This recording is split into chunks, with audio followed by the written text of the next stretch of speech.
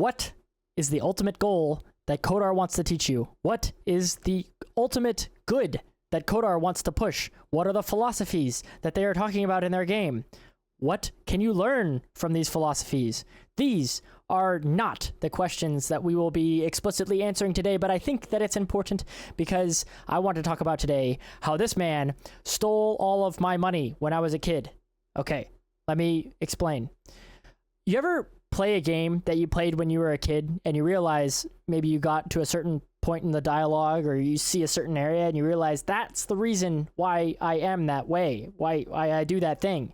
And it's true because I do this all the time. Maybe I'll go back and I'll remember something and I go, oh, that's very interesting and convenient that I do all these things exactly the way that the story has portrayed them. And I think that has something to do with the fact that we are young, impressionable kids when we're younger. And when we play these games have an effect on us, even though the game developers may not have developed the game in that way, expecting that to be a result of it, but it is. So I want to take you back. Imagine you're 11 years old. You're playing Knights of the Old Republic. You booted into it.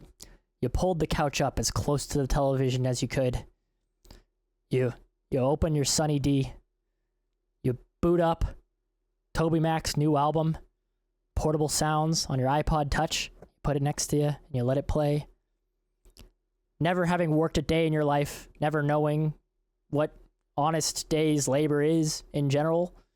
And then you boot into this game, and then over and over in the first 20 minutes of the game, they tell you about how money is bad for you and that having money is not great and that you should be giving it away at every opportunity.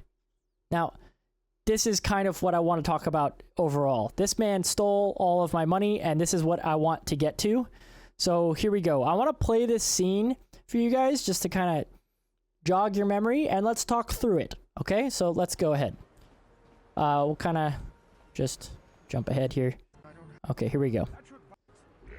So this is one of the only scripted events, and this you have to go through this in order to get in there, to get to the Sith enclave. You need to go through this dialogue. So here we have, imagine again, you're 11 years old, you don't know really any of what's going on.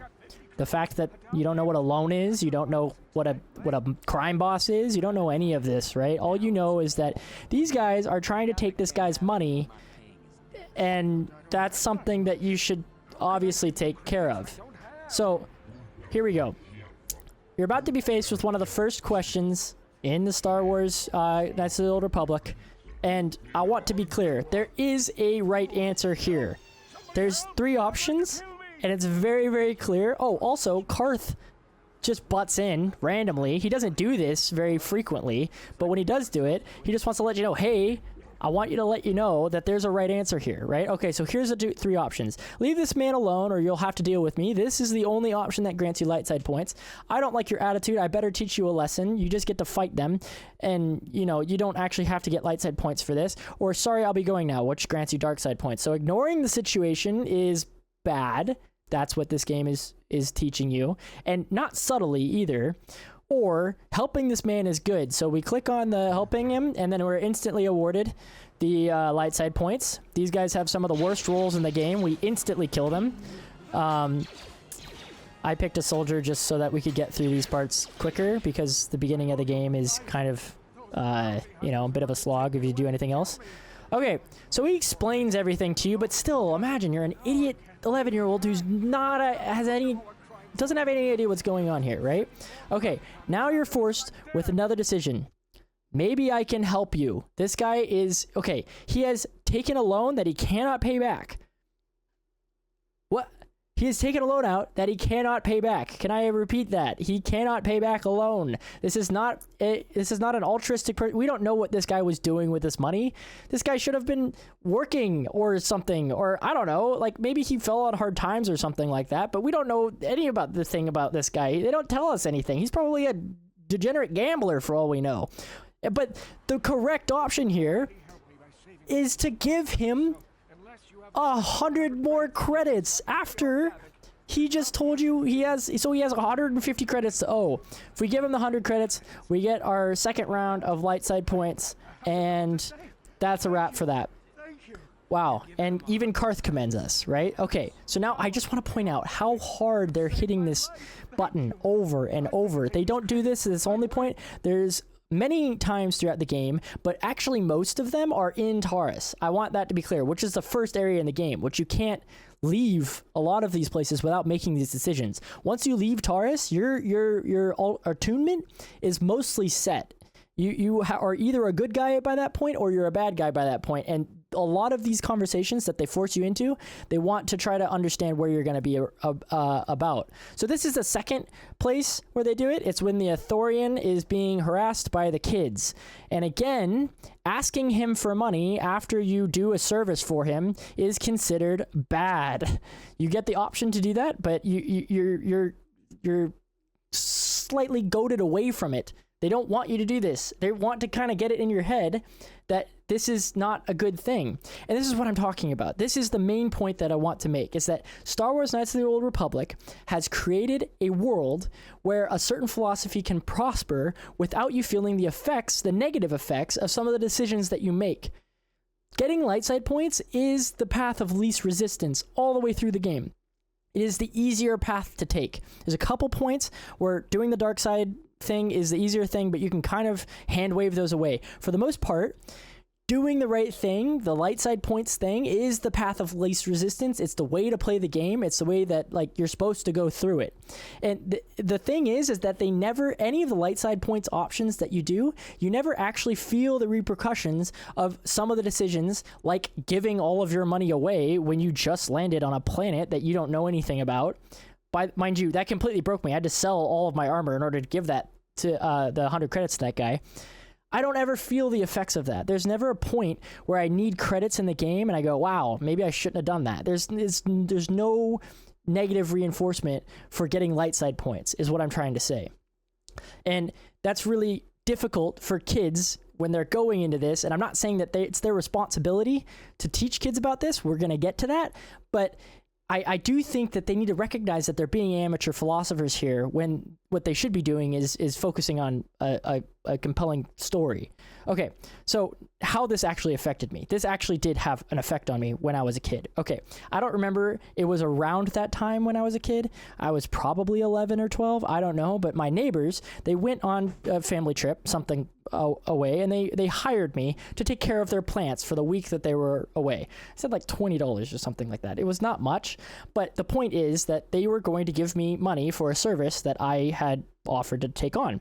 Well, the time came for them to actually give me the money. They came back from their vacation, and I refused it. I outright refused it. I said, no, thank you very much. I'm going to do the right thing, and I'm going to say no thank you to the money that I just worked for a week for them, and it was like $20. It's not even that much, but I still was like, I'm going to do the right thing here. And it's 100% because of this game, okay? It's 100%. And I realized I never actually was able to get through this, or like kind of break free from this idea, until like late high school, early college, okay? I was working as a marketer, a freelance marketer, for a long time, and one of the hardest things to do for me was to ask a client, or give a client a quote. Say, hey, this is the work that I'm going to do for you. This is how much it's going to cost, and this is when you should pay me by. And I know I'm not alone in this, right? I don't think that Kotor is the source of everybody being so apprehensive about this. I think that there's something else going on. But I think the fact that this has seeped into the game is kind of indicative of something in the culture that's going on. And I'd like to talk about that. I'd like to think about that. Maybe there's something there. I don't know. What do you guys think? Are you guys also like this? Or am I the only one who's apprehensive about asking for money for a job that I did and I know how much it's worth? Like, I feel like that's crazy. So anyway, I wanted to bring up this other thing, is that this is kind of the main point. Teaching ages 9 to 12 about money is when you learn the value of money, right? And this is when a lot of these things come into play. And again, kind of like as a final remark, I'd like to bring up one of my favorite authors, the author of Narnia, maybe as many probably know him as, but he's written a lot of other great things. In one of my favorite books, The Abolition of Man, he's talking about a literature book that is written by these two authors, Tias and gaseous. And in this literature book, instead of teaching literature, they start teaching philosophy accidentally. And C.S. Lewis wants to point out that, hey, like you've actually been teaching something to these students that you didn't intend to teach them. And you need to be careful about this. You need to be mindful of this. And I don't fault you for not knowing it, but I fault you if you continue to do it. So let me just read a little excerpt from this. So let's see. If this is the position which Gaius and Titus are holding, I must, for the moment, content myself with pointing out that it is a philosophical and not a literary position. This is the position that he was talking about, the example that he was talking about earlier.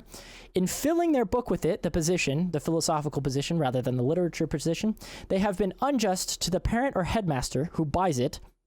In this case, your parent who bought you Knights of the Old Republic.